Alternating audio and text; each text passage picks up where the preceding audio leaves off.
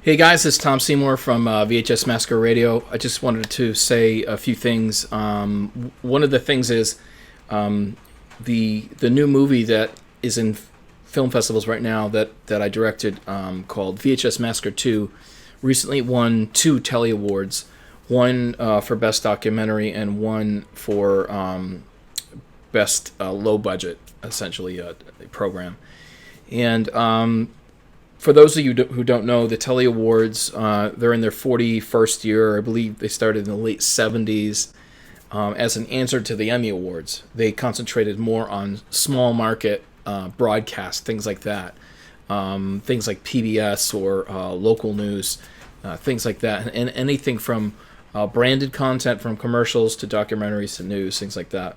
But as technology progressed and streaming came along, they jumped on board, and so now HBO, CBS, NBC, PBS, NPR, like you name it, all these big companies enter the Tellys, and they give attention to things that normally wouldn't fit, like in the Emmys. Let's say like branded content. Like something like a commercial campaign wouldn't fit into the Emmys, you know what I mean? So the Tellys would work more with that. So in any case, they're also accessible to independent filmmakers, because some of these a lot of independent filmmakers do commercials and stuff to make ends meet, and so the Tellys would draw attention to them. But then if you're making documentaries or narratives, you can enter the Tellys as well. So people like me can win, and companies like HBO can win, and that's one of the most wonderful things about the Tellys. And a lot of other companies can't say that. You can hear thunder right now, because I think we're gonna get there's supposed to be some kind of severe storm. Anyway. So I just wanted to say, so for those of you who don't know, VHS Massacre 2 is a sequel to the VHS Massacre documentary, which actually over the past few years has really gained some amazing attention, from being showcased on Mubi to just a lot of popularity on Amazon and other venues. So it's gotten a lot of attention over the last few years, and at some point I decided to make a sequel, so I made VHS Massacre 2. And because I thought there was a lot left to say, especially when things went to streaming, the major media companies, only about 5 major media companies, when they sort of dominated all streaming, almost any profitable avenue, from like YouTube to Hulu, it's all controlled. The revenue streams are controlled, and if you're an independent, small-time filmmaker, the amount of share that you're going to get, the profit is pretty pathetic. So I started examining that and how it paralleled the video store era.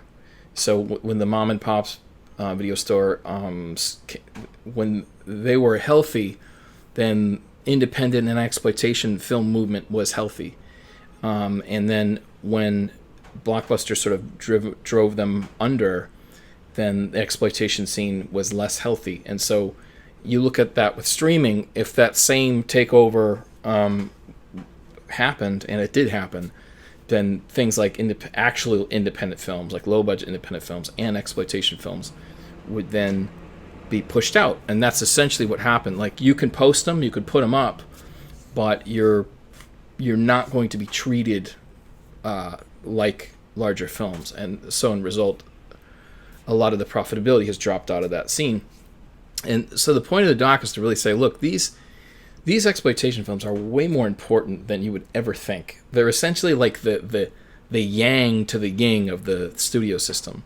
Studio system is always looking to exploitation to see how far they're pushing films in regard to taste and pushing boundaries. And if something works and they strike gold there, then the mainstream steals the idea and make it. So, and what happens too is if the mainstream will not make a certain film, a certain type of film, like in the 50s they wouldn't make films where teenagers were behaving badly.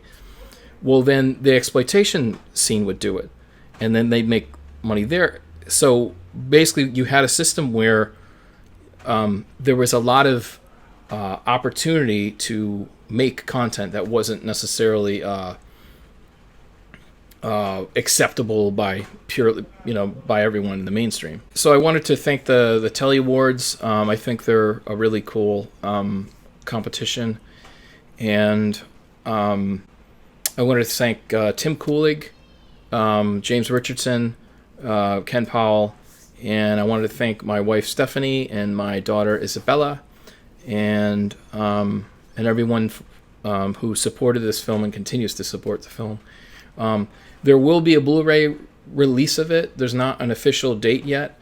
It's still going through the festival tour, and as a matter of fact, HorrorCon UK is probably planning a virtual screening at some point.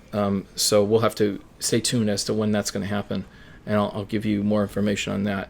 I mean, my friend James will tell you, like, I really thought this movie was not good, and I had a lot of reluctance to do the film.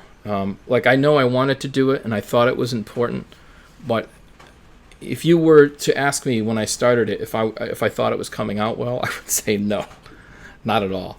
But anyway, without further ado, I wanted to actually show you the Telly Award. So this is the Telly Award right here. It comes in this amazing case. And if we pull it out, it's a very heavy, beautiful award. So this says the Telly Awards 2020 Best Documentary, VHS Massacre 2, director Thomas Seymour. So just wanted to say thanks so much, to everyone at the Telly Awards, and for everyone who helped me make this documentary possible. And for the fans who actually watched the first one enough. Like, what happened was, I realized that the first one was being heavily watched, and so then I thought to myself, wow, I can actually make a second one. Like, I have a franchise or something, So it was like,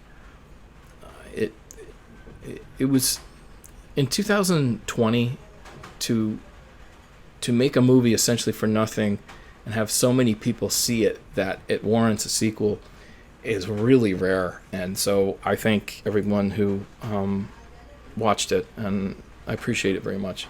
So yeah, cheers everyone.